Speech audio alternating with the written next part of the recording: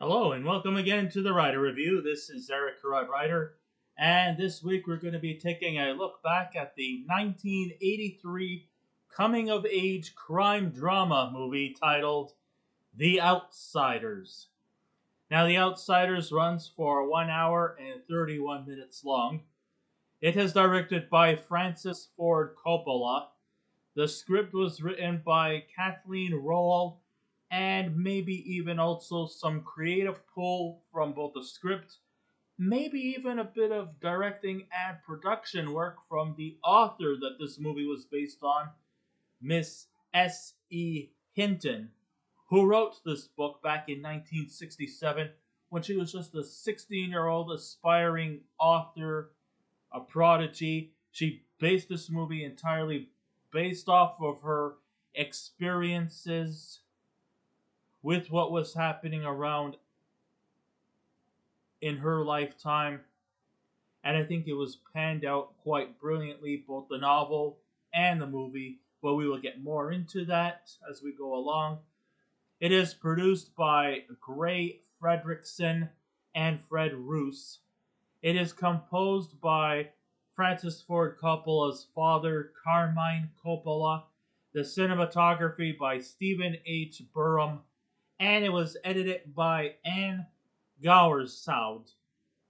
And the stars of the movie are C. Thomas Howell, Ralph Macchio, Matt Dillon, Diane Lane, Rob Lowe, Patrick Swayze, Emilio Estevez, Tom Cruise, Glenn Withrow, Leif Garrett, Darren Dalton, Michelle Meyrink, Gailard Sartain, Tom Waits, and Willam Smith. Wow, what a lineup we have here.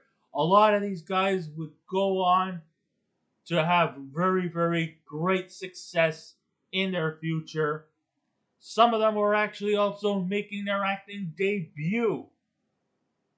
But boy, what an impact it had. I mean, this solidified the careers of everybody, including a little known performer by the name of Tom Cruise. Even though I have to say that this was actually one of Tom Cruise's last performances he's had playing a supporting role. He would not have another supporting role until 1999's Magnolia. Since then, Tom Cruise has been the top billing star in almost every movie that he has been in from then on. But just look at the names of these people. I mean, if this doesn't, if I mean this is just such an eclectic cast. It's quite staggering just to see all these big names here. So, in the history of time, we want to talk a little bit more about the greaser culture. So, the greaser culture has always been depicted in movies as having sort of a laid back, charismatic, anti establishment, and maybe even at times misunderstood uh, behavioral patterns about them. I mean, they have been negatively portrayed also as leather jacket wearing thugs sporting slicked black hair and look like they're ready to just pick a fight with just about anyone who tries to provoke them. The earliest root of the greaser culture, of course, started in the 1950s, especially around during the James Dean era with a movie called The Wild One. They were, and to this day, stood out as a symbol of the cultural landscape of the 50s. Guys who would just hang out at malt shops or burger joints, impressing the chicks, hanging out at movie theaters, not caring a thing or two about establishment, and just being rebels and having fun at the same time. Sometimes they might come across as being misogynistic and sexist in their demeanors, but it's not because they want to be this way. They just wish to sort of like choose the image that they wish. And if you don't like it, well, they could really tell you where to go. And sure, it was widely popular in culture, like the Fonz from Happy Days to the classic musical Grease. People have always seen greasers as kids we can all look up to. And even though they might be rebellious and they may somewhat be sexist in nature, they could be bullies, they could be toxic, but also at the same time, they also have this kind of bad boy image that people have great feel of admiration. And, some people tend to like to gravitate to these guys because they just make everything seem so organically cool. They were what you would call the personification of cool culture. But now we come to a movie called The Outsiders. And we have a group of guys also known simply as the Greasers. Now, the Greasers here are a little bit different from these leather jacket clad Greasers here. And sure, they have the slicked back hair, and they may somewhat have this somewhat rebellious side to them, and the overpowering masculinity that manifests in their brain veins, I should say, well, in their brains too, but in their veins mostly.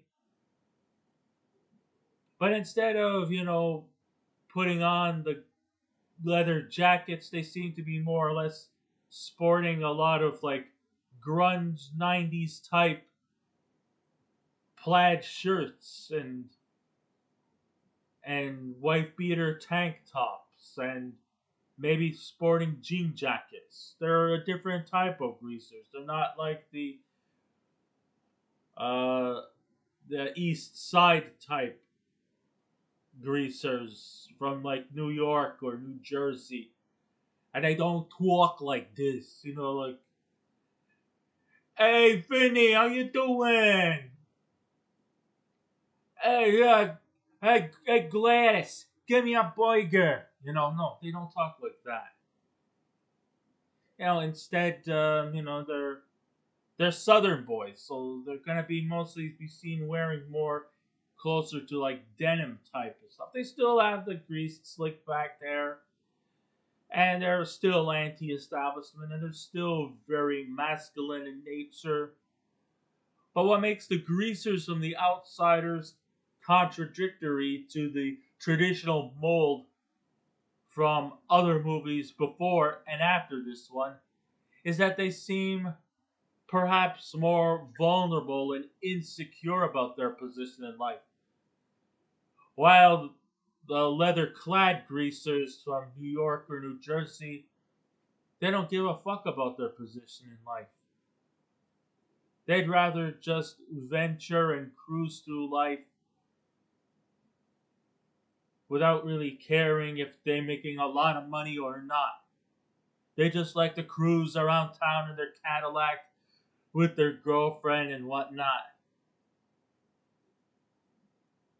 But the outsiders, the greasers and the outsiders, they seem to reflect a more scared and sensitive persona as opposed to the more relaxed, carefree demeanor we have always been led to believe. The movie was really set out to have a great deal of importance, not just because it was directed by the legendary Francis Ford Coppola, but also because of its important message of just fitting in, and doing right for others. So one can argue that Coppola directed this movie after the failure of his previous outing, One from the Heart, and that he needed to redeem himself. I think there's been many times when Francis Ford Coppola would put out a failure and then he would have to search far and wide to try to get himself back into the thick of things. Just like, Frank Sinatra's line from the song That's Life.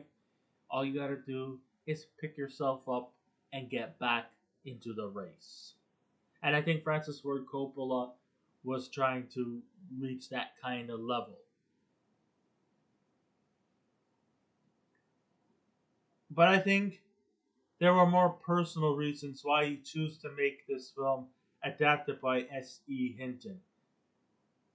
Of course, when I mean, it's been said that in a lot of American schools back in the 60s and 70s, maybe even into the 80s as well, when it came to like doing book reports, this one was always the most hot ticket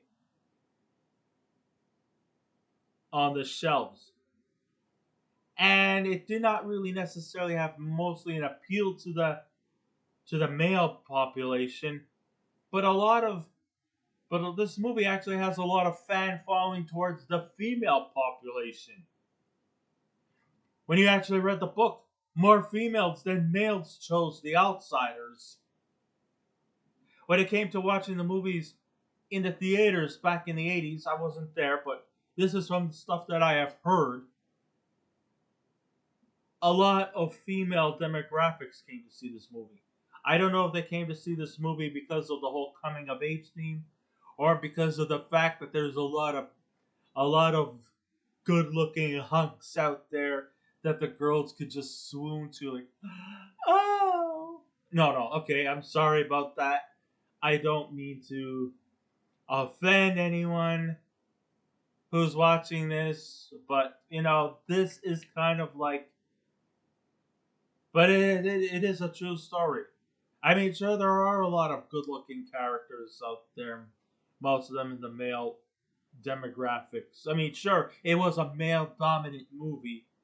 I think the only real developed female character was Diane Lane's character, Sherry, hashtag Cherry Valance. And maybe Michelle Meyrink as her friend Marsha.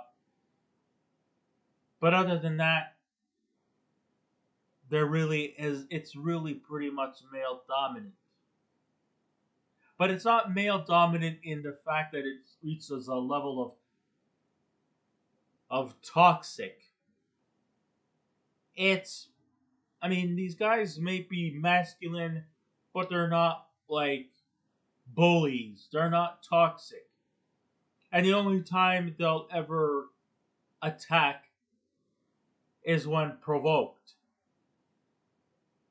And it's not them that are the provokers. In fact, the more toxic group comes from the rich elitists, better known as the socias, who spend a lot of their time driving their big fancy cars, getting drunk, and just decide to go beat the shit out of a bunch of greasers. Just to talk trash shit on them. And if things go rough, they'll just simply just beat the fuck out of them. But the thing of the matter is that the greasers are not a bunch of pussies who will back away. No, they will attack. And if you piss them off, you better fucking run. They're not gonna sit there and take your shit.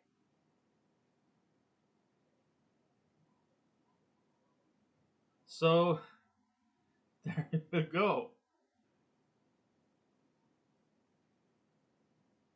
And many times we have seen a lot of conflicts between the greasers and the socias. But it seems like the greasers are the ones that we go for because of the fact of their disadvantages. I mean, they're working class. They don't have the values that the socias have. They don't have the money. They don't have the financial stability. And they're just plain fucking broke. Whereas the socias, they're just a bunch of pampered, spoiled little pansy wastes who mooch off of their mother and father's estate and take advantage of it.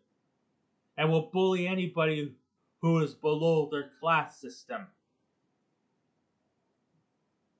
Sure, some of them might probably have a little bit of dimension to them, but basically the movie follows mostly around the greasers. Because underneath all of their misunderstood ways about them, they are very loving, caring, supporting people who stand out for each other. And that's one of the things I like about these greasers. I mean, the greasers that you know from, like, the 50s with the leather clads and the slick, oily, greasy hair. These guys, those type of people are, like, almost virtually insufferable. Because they don't, and they don't care about pretty much life themselves. To them, they just like to just coast through life, not caring the least of circumstance or consequence. But the greasers, people here are very conscious about their image, conscious about trying to fit into society, and just that vulnerability makes them more realistic and authentic instead of cliched, cartoony stereotypes. Not all greasers have a laid back persona like the Fonz or Danny Zuko. These guys are insecure and uncertain about their futures. And they want it to go out and be the best they could be. And to sometimes redeem themselves. And they feel bad that whenever they eventually get into a fight with the Sloses. If there's anything that's really wrong about this movie is are there any, like, non-greaser, non-socias, like, middle of the road type of thing? Because that's really all you see. I mean, you only see, like, the rich guys, the socias, the poor guys, like the greasers.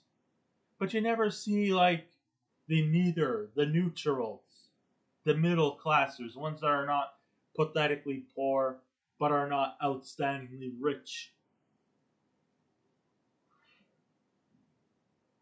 There's really no in-betweeners, to be honest with you. It certainly was a riveting experience to watch, and unlike a lot of Coppola movies, The Outsiders is not as long-winded as his other projects. In fact, this movie is just slightly over the 90-minute mark, but it's straight to the point. And sometimes that's a good thing, because less means more. If you go straight to the point and you don't circle jerk or have too many draining 20-minute long scenes, that's a plus for me.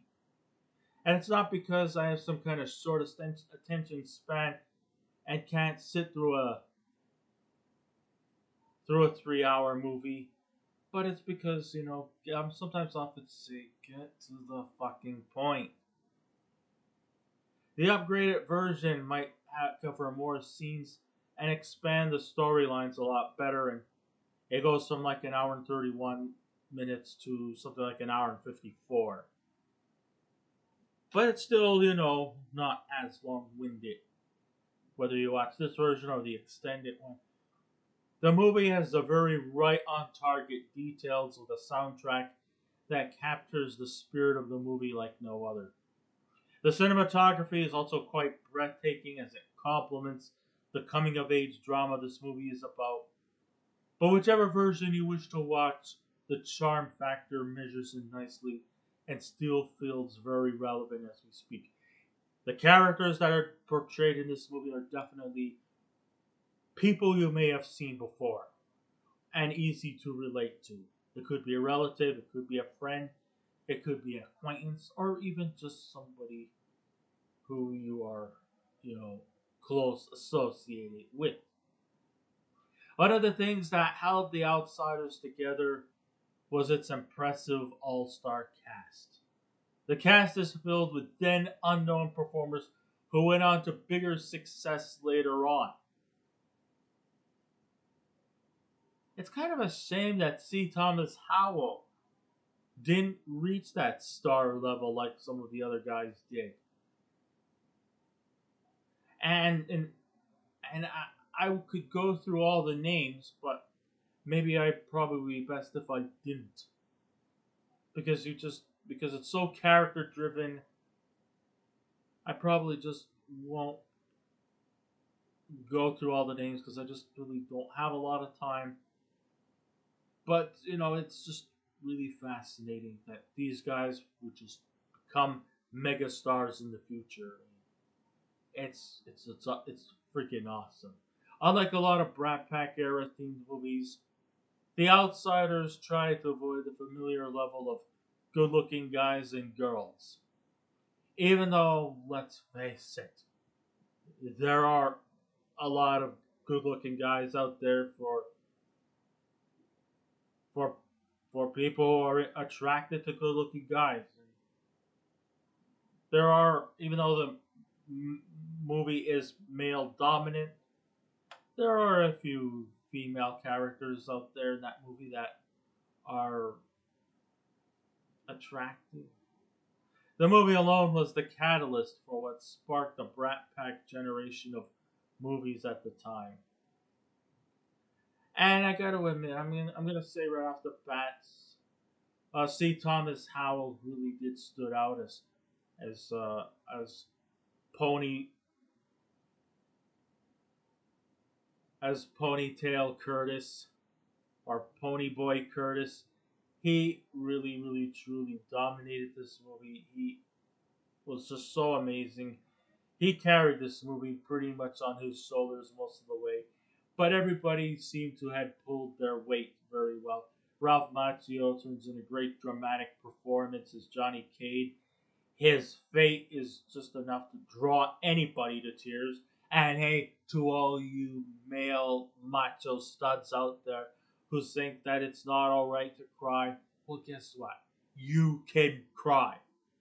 Anybody can have a good cry. Anybody can have a good cry. It's okay. It's not gonna. It's not going to upstage your somewhat macho demeanors. Put in a little tears. At least it shows you that you are human. Matt Dillon as Dally, he was the bad boy in the group, and he really turned in a great performance here. The other members of the Curtis brothers, Ponyboy, um, Patrick Swayze, he may have looked a little bit older than a lot of the people, but he kind of stood out as, the literal big brother mentor to his two younger brothers, Ponyboy and Soda Pop as Daryl. But aside from being kind of like the big brother to them, he was almost like a big brother to almost the entire members of the Greasers. He stood out with them. He kind of understood the situations that they're all facing, and he was almost like a bit of a big brother mentor, not just to his actual brothers, Soda Pop and Ponyboy, but he also was also there for them during their battles with the Soses.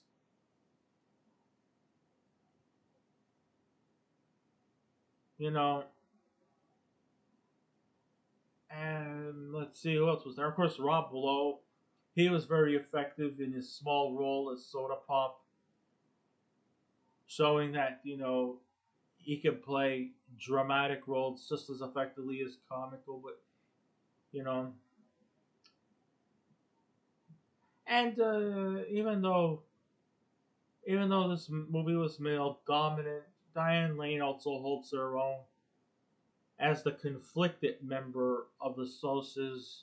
Her name is Sherry, but she likes to be referred to as Cherry Valance because she had red hair, so she would rather prefer to be referred to as Cherry than Sherry. And she's been dating a lot of Soses, but she kind of wants to more or less date greasers feeling that they're a little bit more sensitive and not as, toxic like the Soulses. She wants to be more with the greasers. If there was one major, if there was a minor weakness, the two weaker characters, in my opinion, were surprisingly enough Emilio Estevez and Tom Cruise, who played respectively the roles of Keith Two-Bit Matthews and Steve Randall. Now, mind you, Emilio Estevez's character of Two-Bit was played for a little bit of comic relief with a little bit of some temper flowing with him, with some hot headedness. But he also comes across as being a little bit of a simple minded goof who wears Mickey Mouse shirts and would spend his days watching cartoons. Whereas Steve Randall seems to just has a bit of a primal type tactics about him. And very seldom have I ever classified Tom Cruise playing a bad performance. But here, he was just not up to par as many of the other films that he has done later on in his life. It's definitely such an inferior thing compared to his other roles that he has done in the past. And they try to sort of have a tendency, and both Estevez, Emilio Estevez and Tom Cruise have a tendency to usurp each other. But that could easily be forgiven, being that both Estevez and Cruise were still very young performers at the time, and they were trying to gain some experience as well. The narrative follows us through the insecure and vulnerable life of what it's like being a teenager who's working class, has a bad image of other people, and is just coasting to get by. Like I said, when it comes to performances, I gotta say, Patrick Swayze was just perfect for his role as the older brother and a bit of a mentor to the greasers, Daryl, Curtis, or Darry.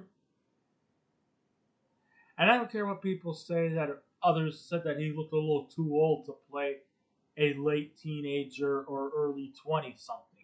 Yeah, okay, he was sort of a little bit long in the face, but he still was the perfect choice for Daryl Curtis. I think originally Val Kilmer was supposed to, but he was starring in a play and just couldn't break away from his obligation. The three main greasers: Ponytail Curtis, played by C. Thomas Howell; Dallas or Dally Winston, played by Matt Dillon; and Johnny Cade, played by Ralph Macchio. They were the driving force in holding every scene together. And not only do they come across as being working class, trying to coast through life, even though no matter what curveballs are being thrown at them, they still seem to hold it together. They are very level headed, they're quite intelligent. I mean, Ponytail seems to, or Ponyboy seems to,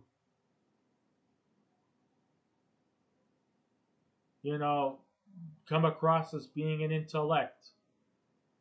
He seems to be somewhat fascinated by poetry, especially those of Robert Frost. And they say in school he seems to come across as being quite intelligent. Many of these greasers seem to somewhat often get overlooked by thinking that they're poor, so they must lack in education, or they're just a bunch of lazy fucks. But when you think about it, not every poor person are lazy or unmotivated. They're just unlucky in life. When it comes to like Pony Boy, he and Soda Pop and Daryl, well, they are practically almost like orphans. I mean, both their parents are gone. Daryl is now kind of like serving as like a parental figure, But not just to its Pony Boy and Soda Pop, but to all the rest of the other greasers as well. And even though he doesn't really like the idea of Pony Boy hanging around with Johnny and Dallas and the rest of the others, he still understands where they're coming from. And, they all seem to have a deep rooted philosophy of the way life should be. Johnny was right about one thing as they prepare for a battle against their more richer counterparts, the Soses, by saying that no matter if we win or lose, the outcome will be null and void. You know, they'll still be greasers and the Soses will still be Soses. So what's gonna benefit? Who's gonna benefit?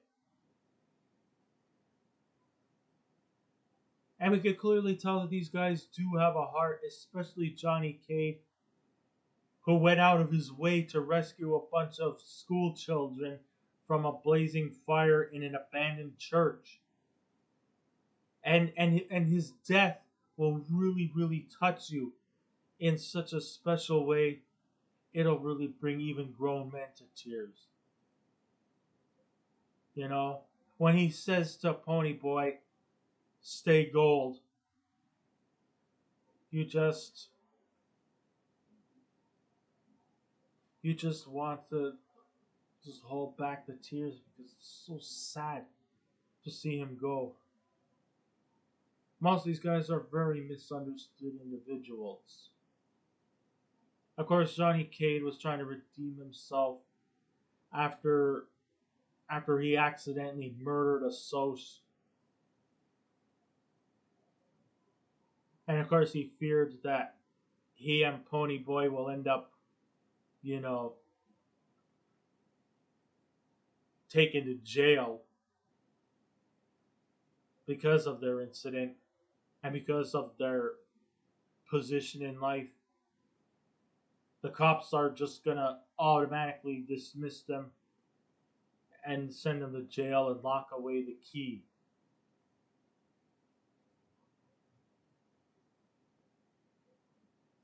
So Johnny actually shows that even though he was a thug and he did kill a Soch,